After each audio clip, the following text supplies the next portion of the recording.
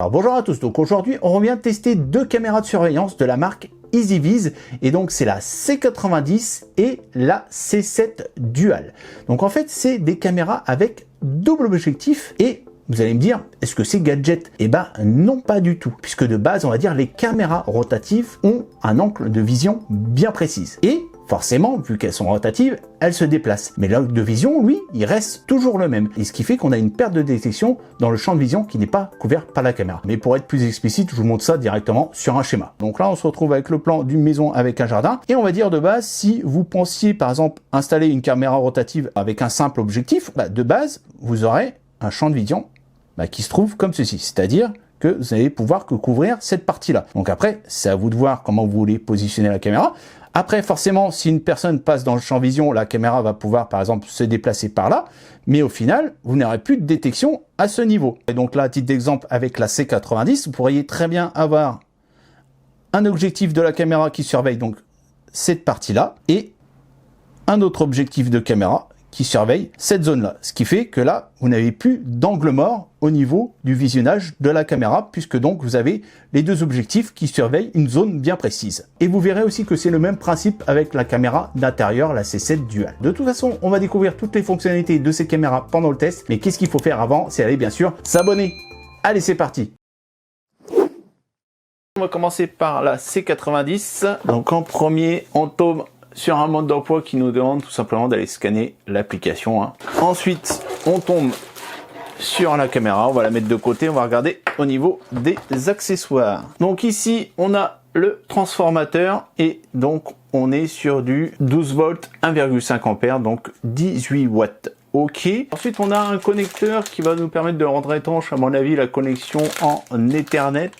On a des chevilles et des vis et un patron pour percer les trous pour fixer la caméra. Et donc, on finit par la caméra en elle-même. Donc là, on peut voir donc l'objectif principal. Alors après, je sais pas si autour on a que des LED d'éclairage ou il y a aussi les LED infrarouges. Je suppose qu'en jaune, ça va être les LED d'éclairage et au-dessus peut-être les LED infrarouges. De toute façon, on verra ça plus loin pendant le test. Au-dessus, on a la caméra, on va dire panoramique. Et donc là, idem, on a l'objectif principal et sur le côté les deux spots LED. Donc une rotation sur l'axe horizontal à ce niveau-là, une rotation sur l'axe vertical. Et là, pareil, on a une rotation sur l'axe horizontal et une petite au niveau, vous voyez, vertical.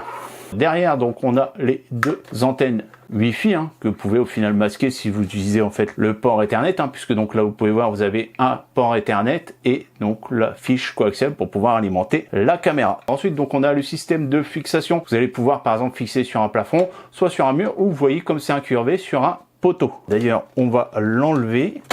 Voilà. Pour pouvoir en fait accéder directement au port micro SD et au bouton reset derrière une trappe en caoutchouc. Au niveau des mesures, on va regarder par rapport au socle de fixation pour voir combien ça dépasse. On est à peu près à 22 cm. En hauteur, on est sur du 15 cm et en largeur, on est aux alentours des 14,5 cm. Et donc maintenant, au niveau de la C7, on tombe directement sur la caméra. On met ça de côté, on va regarder niveau accessoires. On a le même mode d'emploi et donc dans cette boîte, on va sûrement retrouver l'alimentation, voilà. Et on est donc sur du 5 volts 2 ampères. Un petit socle pour pouvoir fixer la caméra, à mon avis, au plafond. Ensuite, vis et chevilles. Un petit patron pour faire les trous. Et en dernier, donc on a un grand câble USB-C, d'au moins facile de mettre pour pouvoir par exemple mettre ça sur une armoire. Et donc maintenant, on se retrouve avec cette petite boule. Elle est sympa, j'aime bien le design. Donc là, vous pouvez voir l'objectif principal qui est caché, vous voyez, par cette petite vitre transparente. Et le deuxième objectif qui se trouve au niveau du socle, puisqu'en fait, vous voyez, vous avez donc cette partie amovible sur le dessus. Puis ça, on va dire, ça reste fixe. Ici, on a un micro. Et derrière, donc, on retrouve le port micro SD et un port USB-C. Et ici, je sais pas si vous voyez, mais on a un haut-parleur. Voilà. Donc là, j'ai installé la caméra juste ici. Et en fait, ça me permet de surveiller en même temps l'entrée de mon jardin et la porte de garage et la porte d'entrée puisque au final, si j'avais mis qu'une seule caméra, c'était soit l'un ou soit l'autre. Et donc là, vous pouvez voir qu'au niveau de l'application, justement, je gère ces deux entrées, puisque de ce côté-là, on a la panoramique qui gère, on va dire, le jardin, et la Pan-Tilt qui gère, on va dire, le garage et la porte d'entrée. D'ailleurs, vous voyez qu'elle a bougé, puisque au final, elle est revenue à sa position d'origine, puisque là, on a le suivi de mouvement qui est activé. Par contre, au niveau du suivi, c'est que la Pan-Tilt, donc la caméra du bas, qui suit. La panoramique ne bouge pas. Vous pouvez la bouger manuellement, mais il n'y aura pas de suivi de mouvement. Je vous expliquerai plus tard quand on fera un tour dans l'application. Et donc là, on va tester son système d'alarme, puisque donc vous avez une alarme sonore, mais aussi une alarme lumineuse, puisqu'en fait, les spots vont se mettre à flasher. Donc là, j'avance vers la caméra, et voilà. Vous voyez, donc on a une alerte lumineuse et sonore. D'ailleurs, vous avez les deux spots, vous voyez, aussi au niveau de la panoramique qui s'affiche. Donc d'ailleurs, vous allez voir aussi, je vais vous faire une démo de ce que ça donne de nuit. Donc là, on va tester la liaison multi-objectif avec donc le suivi des personnes. Et donc là, vu que mes caméras sont en train de filmer à des endroits opposés, normalement, quand je vais apparaître au niveau de la panoramique, donc ici, la Pan-Tilt devrait se diriger directement vers moi. Donc là, je me déplace vers la zone qui est ici. Voilà, je me mets là, et là, vous voyez, voilà, un Pan-Tilt est directement sur moi. Et si je me déplace, la Pan-Tilt me suit à ce niveau là. Par contre, vous allez voir, si je dépasse le véhicule, vous voyez, là par contre elle me suit plus, puisque là dans les options vous pouvez régler justement si le suivi se fait dans l'image de la grand angle ou un suivi de l'image complète. Donc là, si on coche ici, logiquement je vais revenir dans la zone du grand angle. Donc maintenant on refait le test en dépassant la voiture et on va voir si la caméra me suit. Et vous voyez, pas de souci au niveau du suivi. Donc maintenant vous avez un enregistrement de la caméra Pan-Tilt avec ce qu'on enregistre aussi le micro de la caméra. Et là vous avez un rendu de jour de la caméra panoramique avec toujours l'enregistrement au niveau du micro de la caméra. Donc maintenant on teste le rendu de nuit et donc en premier on va tester le rendu en infrarouge. Donc là vous pouvez le voir juste ici et donc c'est la Pan-Tilt qui me filme. D'ailleurs, vous voyez qu'elle est en train de bouger, qu'elle m'a détecté. Vous voyez, il y a une notification. Donc là, je vais me déplacer vers elle et je vais me mettre dans le champ de vision de la caméra panoramique. Comme ça, vous allez voir déjà, vous voyez, par rapport à la visibilité et le rendu qu'on a au niveau des caméras. Et ce qui est intéressant, c'est que vu que les LED infrarouges vont, entre guillemets, s'entrecroiser avec la caméra panoramique, le rendu va être encore plus lumineux. Donc là, en fait, je vais aller me diriger justement vers la zone où est ma caméra panoramique, puisque elle va me suivre. Et donc là, j'arrive ici au niveau de la Pan-Tilt et vous voyez, ça écarte plus la zone là, c'est juste trop flashy. D'ailleurs même la caméra elle n'arrive pas à compenser. Et donc là au final on peut voir les deux LED infrarouges qui sont au niveau de la Pan-Tilt et vous avez juste une petite LED infrarouge, enfin même deux au final, vous voyez. Alors je pense que ça doit justement compenser, on va dire, par rapport à la Pan-Tilt, dans le sens où la panoramique elle n'a pas forcément besoin d'avoir toutes ces LED infrarouges allumées, puisque vous voyez il y a déjà la Pan-Tilt qui envoie déjà les watts. Donc à ce niveau-là, c'est assez intéressant puisque, comme expliqué dans les spécifications de la caméra, c'est que vous allez aller plus loin, vous allez aller jusqu'à 30 mètres avec donc les deux LED infrarouges tournés vers la même direction. Et donc là, ce que vous avez, c'est le rendu en infrarouge avec donc la Pan-Tilt, la caméra du bas. Et donc là maintenant, ce que vous avez, c'est le rendu en réel avec donc les deux caméras qui sont tournées vers moi. Et là, ce que vous entendez, en fait, c'est le son qu'enregistre la caméra. Donc là, je suis passé en vision nocturne intelligente, c'est-à-dire qu'en fait, de base, elle va filmer en noir et blanc, et s'il y a une détection de mouvement, elle va allumer les éclairages. Donc là, en fait, je suis au niveau de la porte, on va ouvrir la porte, et logiquement, quand elle va me détecter, voilà, ça y est, elle m'a détecté directement, et l'éclairage s'est allumé. Donc là, c'est l'éclairage de la Pan-Tilt. Et donc, on va se mettre devant la panoramique. Voilà. Vous voyez, ça flash. Donc là, on fait le même test, mais cette fois-ci, j'ai mis, vous voyez, les deux caméras dans la même direction pour voir un peu le rendu. Ok. Alors pour l'instant, il n'y a que la Pan-Tilt qui s'allume. Ah, ça y est. Il y a aussi donc la panoramique qui est aussi allumée. Donc là, clairement, au niveau du rendu, vous voyez, là, à ce niveau-là, ça éclaire vraiment bien. Et toute la zone, pas de souci au niveau de la visibilité, ça envoie des watts. Donc là, vous avez un rendu d'enregistrement avec la Pan-Tilt, avec les deux caméras dans la même direction, donc avec les 4 LED qui fonctionnent au niveau de l'image. Donc maintenant, vous avez le rendu avec donc la panoramique et toujours avec les 4 LED dans la même direction. Donc là, on va s'amuser avec la caméra pour voir si vraiment elle me détecte de loin de nuit, dans le sens où là, je suis à peu près à 15 mètres de la caméra et je vais activer l'option de telle sorte que les lumières s'allument s'il y a une détection de mouvement. Donc là, je me suis décalé et on peut voir que pour l'instant, elle est en vision infrarouge et si elle me détecte, elle va passer directement niveau projecteur et vous pouvez voir, pas de souci, elle m'a détecté. Donc franchement, rien à dire au niveau détection, même de nuit, ça fonctionne très bien. Donc là, on va aller faire un petit tour rapide de l'application pour voir les différents paramètres ainsi que les options disponibles. Donc déjà, on va cliquer ici pour avoir une visualisation en direct. Et en fait, vous voyez, c'est comme si on avait 2 caméras indépendantes, puisque donc vous avez bien une visualisation, on va dire, de la pan cam et de la pan tilt juste en dessous, et vous allez pouvoir donc les gérer différemment, puisque donc vous allez pouvoir aussi bien déplacer indépendamment la panoramique que la pan tilt.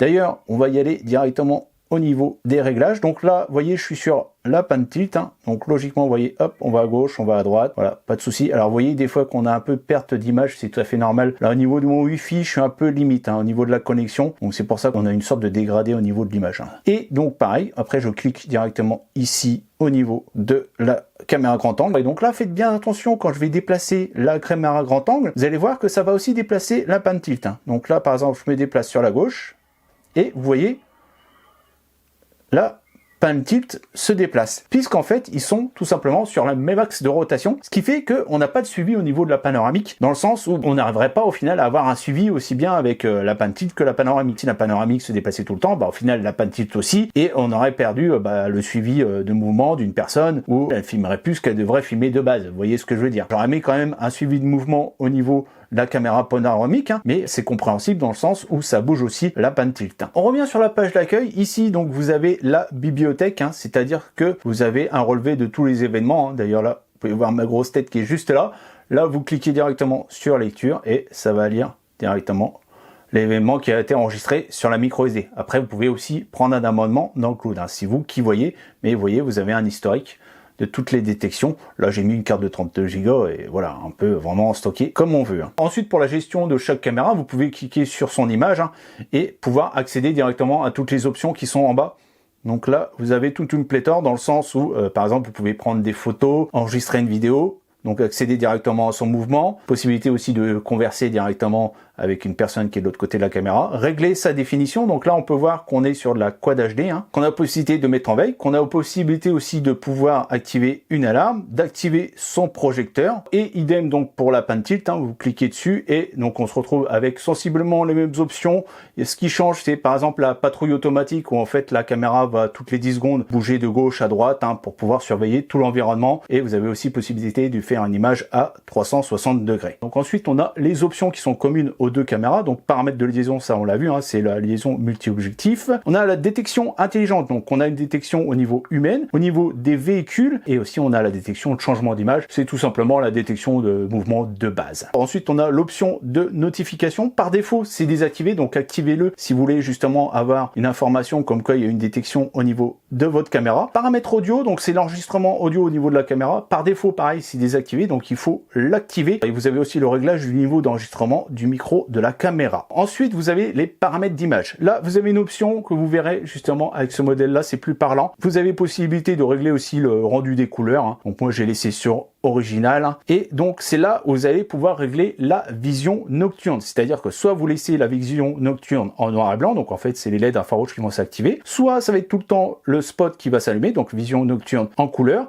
Soit c'est intelligent, c'est-à-dire que vous allez visionner les images en noir et blanc, donc c'est-à-dire avec l'infrarouge. Si par exemple, vous voulez voir ce qui se passe chez vous sans forcément alerter quelqu'un, vous pouvez directement voir en infrarouge. Et dès qu'il y a une détection de mouvement, c'est les spots qui vont s'allumer. Et ensuite, vous pouvez régler donc la durée d'éclairage et la puissance des spots. Et au niveau donc de la caméra intérieure, on va avoir exactement les mêmes réglages. Ce qui va différer, c'est au niveau de la détection intelligente. On va aller un peu plus loin puisqu'on va avoir une détection des animaux de compagnie et une reconnaissance des gestes, mais qui est en bêta. Et en fait, cette option permet de lancer des scénarios que vous aurez créés dans l'application. Donc maintenant, on va rester avec la C7 et on va la mettre en situation. Donc là, j'ai installé la caméra chez moi entre donc ma salle à manger et mon salon. Et vous voyez, en fait, ça fait une pièce en L.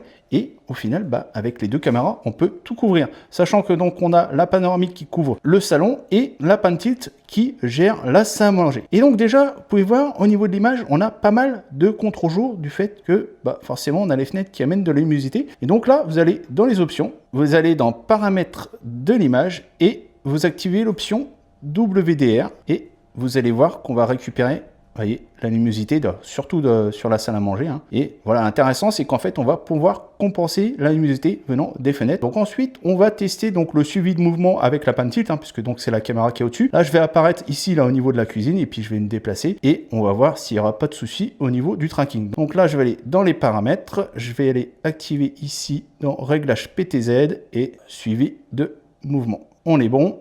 Donc là, je suis dans la cuisine, je vais apparaître ici. Voilà, et je me déplace. Et vous voyez, il n'y a pas de souci au niveau du tracking. Vous voyez, aucun problème.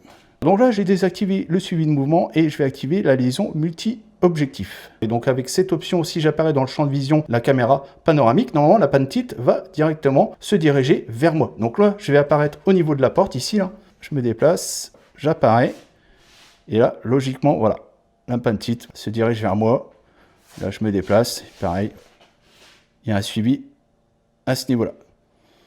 Donc, vraiment intéressant d'avoir une gestion de ces doubles caméras. Permettent encore d'avoir plus de détails si vous voulez filmer dans la zone panoramique où forcément on perd en détail, mais vous allez pouvoir en récupérer avec la pan tilt. Donc maintenant, vous avez un rendu en temps réel de l'enregistrement de la pan tilt et c'est toujours donc le micro de la caméra qui enregistre. Et maintenant, vous avez un rendu de la caméra panoramique et c'est toujours au final le même micro qui enregistre. Donc maintenant, on va tester le rendu en infrarouge. Par contre, on va changer de pièce, puisque moi, de nuit, dans mon salon, en fait, j'ai un éclairage public qui arrive directement au niveau des fenêtres ici, et ce qui fait qu'on ne peut pas être totalement dans le noir, qu'au niveau de mon bureau, je peux contrôler ça. Donc là, on va faire un test de rendu dans le noir. Donc là, je vais éteindre les lumières, et donc on va attendre que ça passe en infrarouge. D'ailleurs, vous pouvez voir que au niveau de la panoramique, on a quand même un peu plus de luminosité. Donc là, vous voyez, hop, c'est passé en infrarouge, donc on a les deux LED au-dessus de la pan tilt et en dessous de la panoramique. Et vous pouvez voir que le rendu, il est très bon, surtout, vous voyez, on est vraiment dans le noir. La pièce est dans le noir, et au niveau de l'infrarouge, ça fonctionne du tonnerre. Et donc là, vous avez le rendu en infrarouge, donc là, avec la pan tilt, et maintenant, c'est avec la panoramique.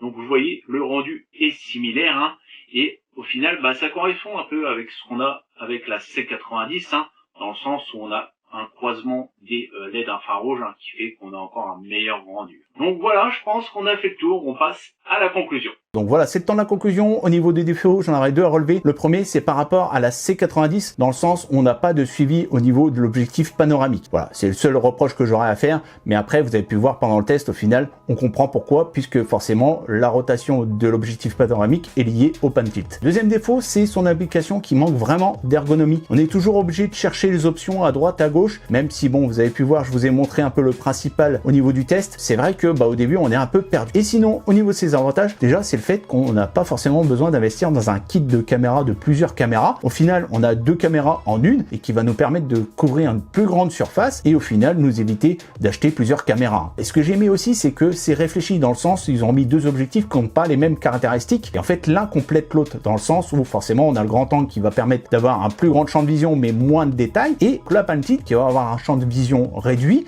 mais qui va pouvoir se déplacer à 360 et pouvoir avoir plus de détails dans l'image. Et en plus de ça, vous avez vu cette qualité d'image, que ça soit de jour ou de nuit, aussi bien avec l'infrarouge qu'avec l'éclairage. Franchement, on n'a rien à redire. Et au niveau détection, ça fonctionne très bien aussi. Et au niveau de la C7 Dual, donc la caméra d'intérieur, pareil, rien à dire à ce niveau-là, ça fonctionne très bien. On a un très bon rendu, aussi bien de jour que de nuit, et les deux objectifs se complètent parfaitement. Donc si ces caméras vous intéressent, bien sûr, vous aurez tous les liens qui sont dans la description. Et si vous avez aimé, likez, partagez et surtout, abonnez-vous. Ciao, bye bye, à la prochaine.